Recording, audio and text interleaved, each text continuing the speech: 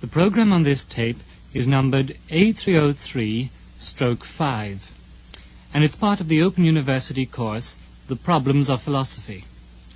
It is linked with Units 7 to 8 of that course, and its title is A Debate on the Existence of God. This program is edited from a famous radio discussion between Bertrand Russell and F.C. Copleston, S.J. This discussion is reproduced in full in the set book The Existence of God, edited by John Hick. The program is introduced by Stuart Brown, Senior Lecturer in Philosophy at the Open University. BBC production is by Richard Callanan. The program starts after the tone signal with the voice of Stuart Brown. Its approximate duration is 19 minutes.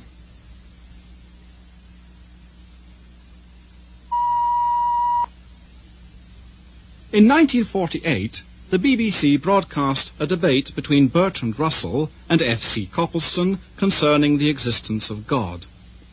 Lord Russell, who died in 1970, will be remembered for many reasons, not least for his important contribution to the development of logic. Father Copleston is a Jesuit priest, now principal of Heathrop College and professor of the history of philosophy in the University of London. Russell's position in the debate is that of an agnostic. Copleston's position is that of a believer who holds that the existence of God can be proved. We shall listen in a moment to an edited portion of this debate, that part in which Russell and Copleston discuss what is sometimes called the argument from contingency. This is a form of cosmological argument, and I expect you will notice several points of resemblance between the argument offered by Copleston and the cosmological argument of Richard Taylor discussed in the correspondence material. Like any form of cosmological argument, the argument from contingency begins with an empirical premise, one whose truth is known through experience. This premise is, of course, that there are contingent things. A contingent thing, according to Copleston, is one which does not contain within itself the reason for its existence. If we are to explain why a particular contingent thing exists, we must mention, in so doing, some other thing or things on which its existence depends. Those who accept the argument from contingency hold that we must, in the long run, have recourse to some non-contingent or necessary thing if we are to explain the existence of contingent things. Either the principle of sufficient reason is false, and there is in the end no sufficient explanation why contingent things exist, or else there is something having a property peculiar to God, namely, of containing within itself the reason for its existence. If we find it unacceptable that the existence of contingent things should in the end have no explanation, we must, it is argued, conclude that there is a God. We join the discussion at the point where Copleston states the argument from contingency in the form in which he himself favours it. Suppose that I give a brief statement and then we go on to discuss it. Well, for clarity's sake, I divide the argument into distinct stages. First of all, I should say, we know that there are at least some beings in the world which do not contain in themselves the reason for their existence. For example, I depend on my parents, and now on the air, on food, and so on. Now, secondly, the world is simply the real or imagined totality or aggregate of individual objects, none of which contain in themselves alone the reason of their existence. There isn't any world distinct from the objects which form it, any more than the human race is something apart from the members. Therefore, I should say, since objects or events exist, and since no object of experience contains within itself the reason of its existence, this reason, the totality of objects, must have a reason external to itself, and that reason must be an existent being. Well, this being is either itself the reason for its own existence, or it is not. If it is, well and good. If not, then we must proceed further. But if we proceed to infinity in that sense, then there's no explanation of existence at all. So, I should say, in order to explain existence, we must come to a being which contains within itself the reason for its own existence, that is to say, which cannot not exist. This raises a great many points, and it's not altogether easy to know where to begin. But I think that perhaps in answering your argument, the best point with which to begin is the question of a necessary being. The word necessary, I should maintain, can only be applied significantly to propositions, and, in fact, only to such as are analytic, that is to say, such as it is self-contradictory to deny. I could only admit a necessary being if there were a being whose existence it is self-contradictory to deny. I should like to know whether you would accept Leibniz's division of propositions into truths of reason and truths of fact, the former, the truths of reason, being necessary. I certainly should not subscribe to what seems to be Leibniz's idea of truths of reason and truths of fact, since it would appear that for him there are in the long run only analytic propositions. I don't want to uphold the whole philosophy of Leibniz. I have made use of his argument from contingent to necessary being, basing the argument on the principle of sufficient reason, simply because it seems to me a brief and clear formulation of what is, in my opinion, the fundamental metaphysical argument for God's existence. But, to my mind, a necessary proposition has got to be analytic. I don't see what else it can mean. And analytic propositions are always complex and logically somewhat late. Rational animals are animals is an analytic proposition.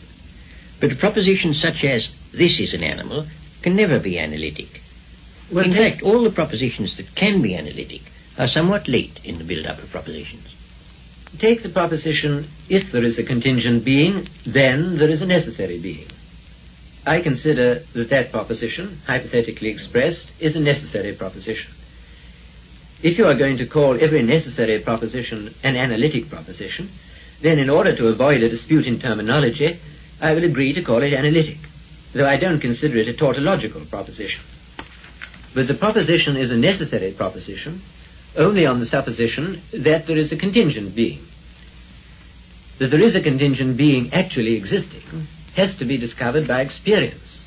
And the proposition that there is a contingent being is certainly not an analytic proposition.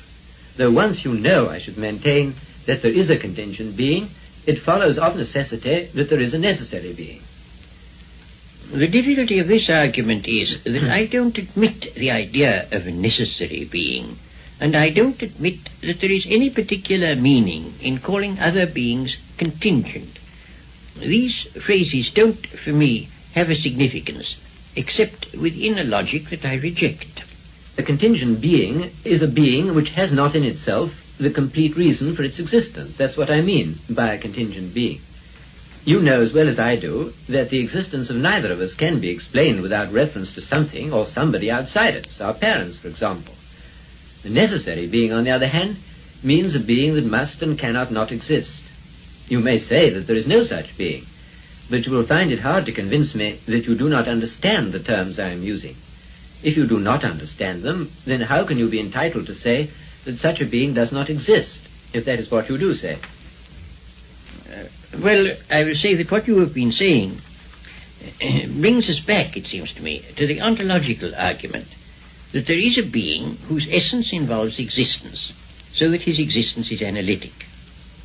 That seems to me to be impossible. And it raises, of course, the question what one means by existence. And as to this, I think a subject named can never be significantly said to exist, but only a subject described, and that existence, in fact, quite definitely, is not a predicate. Well, you say, I believe, that it is bad grammar, or rather bad syntax, to say, for example, T.S. Eliot exists. One ought to say, for example, the author of Murder in the Cathedral exists. Are you going to say that the proposition, the cause of the world exists, is without meaning? You may say that the world has no cause, but I fail to see how you can say that the proposition that the cause of the world exists is meaningless. Put it in the form of a question. Has the world a cause, or does a cause of the world exist? Most people surely would understand the question, even if they don't agree about the answer. Certainly, the question, does the cause of the world exist, is a question that has meaning. But if you say, yes, God is the cause of the world, where using God as a proper name, then God exists will not be a statement that has meaning. That is the position that I'm maintaining. And therefore, it will follow that it cannot be an analytic proposition ever to say that this or that exists. And take, for example, suppose you take as your subject the existent round square. It would look like an analytic proposition that the existent round square exists. But it doesn't exist. No, it doesn't. Then surely you can't say it doesn't exist unless you have a conception of what existence is. As to the phrase, existent round square, I should say that it has no meaning at all. I quite agree. Then I should say the same thing in another context in reference to a necessary being. Well, we seem to have arrived at an impasse. To say that a necessary being is a being that must exist and cannot not exist has for me a definite meaning. For you it has no meaning. Well, we can press the point a little, I think. A being that must exist and cannot not exist would surely, according to you, be a being whose essence involves existence. Yes, a being the essence of which is to exist. But I should not be willing to argue the existence of God simply from the idea of his essence, because I don't think we have any clear intuition of God's essence as yet. I think we have to argue from the world of experience to God. Yes, I quite see the distinction. But at the same time, for a being with sufficient knowledge, it would be true to say, here is this being whose essence involves existence. Yes, certainly. If anybody saw God, he would see that God must exist. So that, there is a being whose essence involves existence, although we don't know that essence. We only know there is such a being. Yes. I should add, we don't know the essence a priori. It is only true a posteriori, through our experience of the world, that we come to a knowledge of the existence of that being. And then, one argues, the essence and existence must be identical. Because if God's essence and God's existence were not identical, then some sufficient reason for this existence would have to be found beyond God. So it all turns on this question of sufficient reason. And I must say, you haven't defined sufficient reason in a way that I can understand. What do you mean by sufficient reason? You don't mean cause? Not necessarily. Cause is a kind of sufficient reason. Only contingent being can have a cause. God is his own sufficient reason, but he is not cause of himself. By sufficient reason in the full sense, I mean an explanation adequate for the existence of some particular being. But when is an explanation adequate? Suppose I am about to make a flame with a match. You may say that the adequate explanation of that is that I rub it on the box. Well, for practical purposes, but theoretically that's only a partial explanation. An adequate explanation must ultimately be a total explanation, to which nothing further can be added. Then I can only say you're looking for something which can't be got and which one ought not to expect to get. To say that one has not found it is one thing. To say that one should not look for it seems to me rather dogmatic. What I'm doing is to look for the reason, in this case the cause, of the objects, the real or imagined totality of which constitute what we call the universe. You say, I think, that the universe, or my existence if you prefer, or any other existence, is unintelligible. I shouldn't say unintelligible. I think it is without explanation. Intelligible, to my mind, is a different thing. Intelligible has to do with the thing itself, intrinsically, and not with its relations. Well, my point is that what we call the world is intrinsically unintelligible apart from the existence of God. You see, I don't believe that the infinity of the series of events, a horizontal series, so to speak, if such an infinity could be proved, would be in the slightest degree relevant to the situation. If you add up chocolates, you get chocolates after all, and not a sheep. If you add up chocolates to infinity, you presumably get an infinite number of chocolates. So if you add up contingent being to infinity, you still get contingent beings, not a necessary being. An infinite series of contingent beings would be, to my way of thinking, as unable to cause itself as one contingent being. However, you say, I think, that it is illegitimate to raise the question of what will explain the existence of any particular object. It's quite all right if you mean by explaining it simply finding a cause for it. Well, why stop at one particular object? Why shouldn't one raise the question of the cause of the existence of all particular objects? Because I see no reason to think there is any. The whole concept of cause is one we derive from our observation of particular things. I see no reason whatsoever to suppose that the total has any cause whatsoever. I can illustrate what seems to me to be your fallacy. Every man who exists has a mother, and it seems to be your argument is, therefore the human race must have a mother. But obviously the human race hasn't a mother. That's a different logical sphere. Well, I can't really see a parity. If I was saying every object has a phenomenal cause, therefore the whole series has a phenomenal cause, there would be a parity. But I'm not saying that. I'm saying every object has a phenomenal cause, if you insist on the infinity of the series, but the series of phenomenal causes is an insufficient explanation of the series. Therefore the series has not a phenomenal cause, but a transcendent cause. Well, that's always assuming that not only every particular thing in the world, but the world as a whole, must have a cause. For that assumption I see no ground whatever. If you'll give me a ground, I'll listen to it. Well, the series of events is either caused or it's not caused. If it is caused, there must obviously be a cause outside the series. If it's not caused, then it's sufficient to itself. And if it's sufficient to itself, it is what I call necessary. But it can't be necessary, since each member is contingent. And we've agreed that the total is no reality apart from the members. Therefore it can't be necessary. And I should like to observe in passing that the statement that the world is simply there and is inexplicable can't be got out of logical analysis. I cannot see how science could be conducted on any other assumption than that of order and intelligibility in nature. The physicist presupposes, at least tacitly, that there is some sense in investigating nature and looking for the causes of events, just as the detective presupposes that there is some sense in looking for the cause of a murder. The metaphysician assumes that there is sense in looking for the reason or cause of phenomena, and not being a Kantian, I consider that the metaphysician is as justified in his assumption as the physicist. When Sartre, for example, says the world is gratuitous, I think that he hasn't sufficiently considered what is implied by gratuitous. I think there seems to be a certain unwarrantable extension here. The physicist looks for causes. That does not necessarily imply that there are causes everywhere. A man may look for gold without assuming that there is gold everywhere. If he finds gold, well and good. If he doesn't, he's had bad luck. The same is true with the physicists look for causes.